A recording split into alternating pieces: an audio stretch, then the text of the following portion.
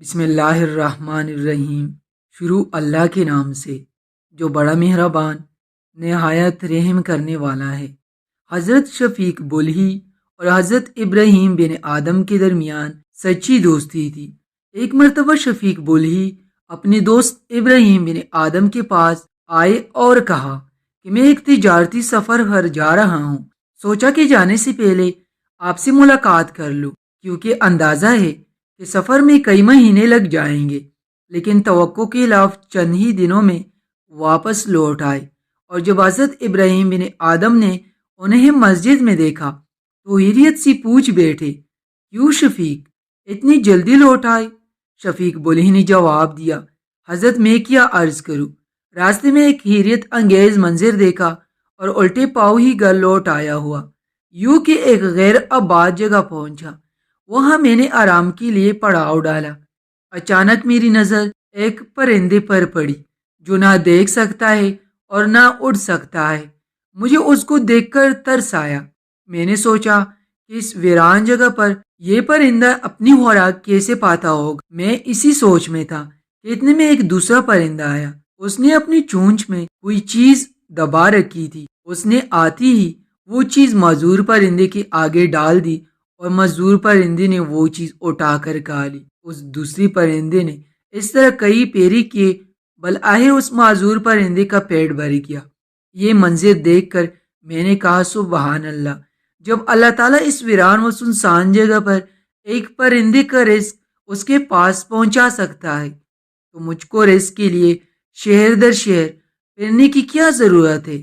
چنانچہ میں نے آگے جانے کا ارادہ ترک کر دیا اور وہیں سے واپس چلا آیا۔ یہ سن کر حضرت ابراہیم بن آدم نے کہا، شفیق تمہارے اس طرح سوچنے سے مجھے سخت مایوسی ہوئی۔ تم نے آخر اس معذور پرندی کی طرح بننا کیوں پسند کیا جس کی زندگی دوسروں کی سہارے چل رہی ہو؟ تم نے یہ کیوں نہیں چاہا کہ تمہاری مثال اس پرندی جیسی ہو جو اپنا پیٹ بھی پالتا ہے اور دوسروں کا پیٹ بھی پالنے کے لیے کوشش کرتا ہے؟ حضرت شفیق بلہی نے یہ سنا تو بے اختیار اپنی جگہ سے اٹھے اور حضرت ابراہیم بن آدم کے ہاتھ کو چوم لیا اور کہا، ابو اسحاق تم نے میری آنکھیں کھول دی۔ یہی بات صحیح ہے جو تم نے کہی ہے۔ اس واقعے سے ہمیں دو نصیحتیں معلوم ہوئی، ایک یہ کہ زندگی میں ہم دوسروں کے لیے کبھی بوجھ نہ بنیں، اور دوسری یہ کہ ہم ہمیشہ دوسروں کے کام آئیں، پاکیزہ اور حلال روزی کما کر دوسروں کے لیے سہارا بنے۔ ایک لڑکی بیت اللہ کا طواف کر رہی تھی اور شعر پڑھ رہی تھی۔ جنید بغدادی طواف کر رہے تھے اور ان کے کانوں میں شعر پڑھ رہے تھے۔ شاعروں کا سہارا بڑا عجب تھا کہ میں نے تو محبت کو بہت جھٹکے دیے، بہت اپنے آپ کو بچایا، پر عشق نے میرے دل میں ڈیرے ڈال دیے اور ہمیں گاڑ دیے۔ مجھے کہیں کا نہ چھوڑا، مجھے کسی کا نہ چھوڑا، میں ایک ہی کی رہ گئی۔ جب اس کا خیال آتا ہے تو میں پاگل ہو جاتی ہوں، جب وہ نظر آتا ہے تو میں ہوش میں آتی ہوں۔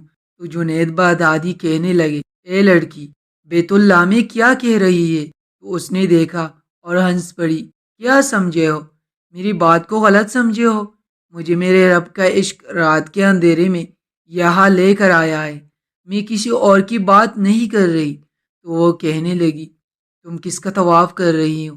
تو جنید کہنے لگا، بیت اللہ کا۔ تو وہ زور سے ہنس پڑی اور یوں آسمان کو دیکھا اور کہنے لگی، واہ میرے رب، تیری بھی کیسی دیوانے بندے ہیں جو تجھے چھوڑ کر پتھروں کا طواف کرتے ہیں، جو تجھے چھوڑ کر پتھروں کا طواف کرتے ہیں۔ جنید بغدادی فرماتے ہیں، میں بے ہوش ہو کے گر گیا، جب ہوش آیا تو وہ لڑکی جا چکی تھی۔ پیارے دوستو، مزید اسلامک ویڈیوز دیکھنے کے لیے ہمارے چینل کو لائک، سبسکرائب اور اس ویڈیو کو اپنے دوستوں کے ساتھ لازمی شیئر کیجیے گا۔ جزاک اللہ۔